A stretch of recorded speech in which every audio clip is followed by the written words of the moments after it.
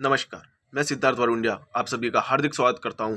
इस वीडियो में हम द वीर मराठा छत्रपति शिवाजी महाराज के बारे में बात करेंगे और जो भी इस चैनल पर नए आए हैं वो प्लीज़ इस चैनल को सब्सक्राइब कर दें और पुराने हो तो बेल बटन को प्रेस कर दें।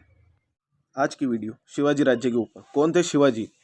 शिवाजी का जन्म 19 फरवरी 1630 को शिवनेरी दुर्ग में हुआ था। उनके पिता शाहजी भोसले एक शक्तिशाली सामंत थे। उनकी माता जीजाबाई जाधव कुल में उत्पन्न असाधारण प्रतिभाशाली महिला थी। 5 फुट 6 इंच के वो वीर मराठा महाराष्ट्र में जन्मे जिनका नाम सुन के मुगल थर थर कांपते थे। शिवाजी कद में तो औसत थे पर उनके हौसले बुलंद थे। इनकी एकता और स्वराज्य की भावना ने पत्थर को चट्टान बना दिया था। अपनी छोटी सी सेना लेकर इन्होंने मुगलों को इतना पीटा कि उनके राज को हिंदुस्तान से जड़ से उखाड़ फेंका। छत्रपति शिवाजी ने मुगलों को उनकी नानी याद दिला दी थी। शिवाजी बचपन से ही बहुत बुद्धिमान और बहादुर थे। इनका बचपन से एक ही सपना था, मुगलों से आज़ादी। और उस समय लगभग पूरे भारत में मुगलों का राज था। उस समय हमें शिवाजी ने आज़ादी दिलाई थी। शिवाजी एक निपुण योद्धा होने के साथ साथ कुशल राजनीतिज्ञ भी थे। शिवाजी का नाम लेते ही आंखों के सामने एक वीर शासक, आज्ञाकारी पुत्र और नेक मराठा योद्धा की तस्वीर घूम जाती है।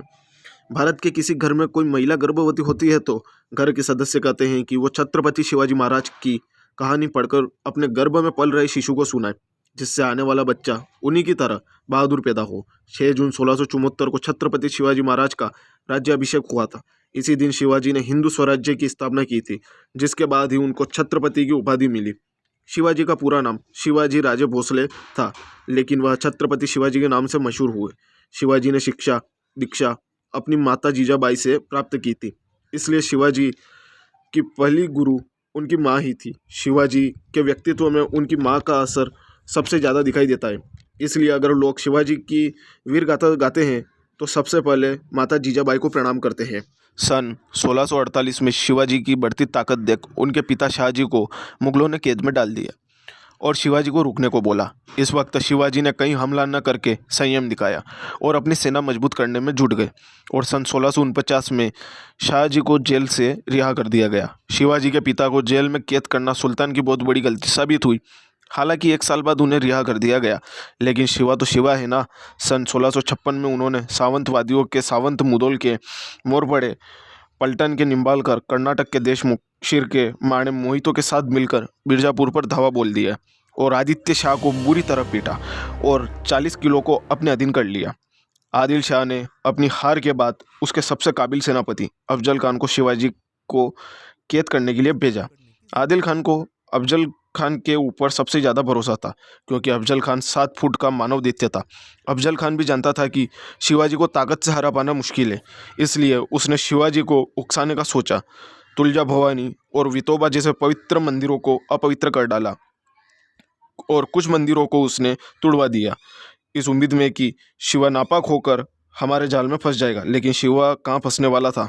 उन्होंने जंगलों का फ़ायदा उठाया और गोरिल्ला वॉरफेयर टेक्निक यानी छापामार युद्ध, द्विकंटक युद्ध नीति अपनाई और अफजल खान की सेना को बड़ी बुरी तरह से पीटा। इसके 2 महीने बाद अफजल खान ने अपना दूत शिवाजी के दरबार में भेजा और शिवाजी से अकेले निहत्थे मिलने की इच्छा जताई। शिवाजी जानते थे अफजल खान उन्हें मारने या कैद करने का षड्यंत्र रच रहा है।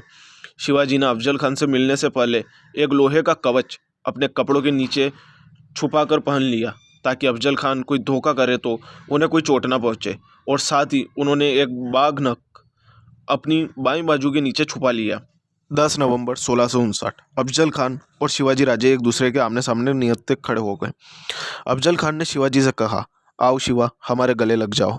और गले मिलने के बहाने उसने अपने तगड़े शरीर से शिवाजी को दबोच लिया और अपनी कटार से उन पर वार किया। बेवकूफ़ अफजल खान। शिवाजी तो पहले ही जानते थे कि अफजल खान कोई धोखा जरूर करेगा।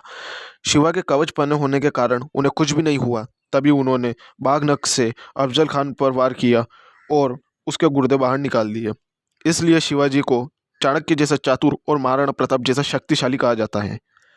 इस सब के बाद उन्होंने बीजापुर पर धावा बोल दिया और आदिल शाह को फिर से पीटा। बीजापुर के 3000 से ज़्यादा सैनिक मारे गए। अफजल खान के 2 बेटे और एक मंत्री सहित हारे हुए सिपाहियों को गिरफ्तार कर लिया गया।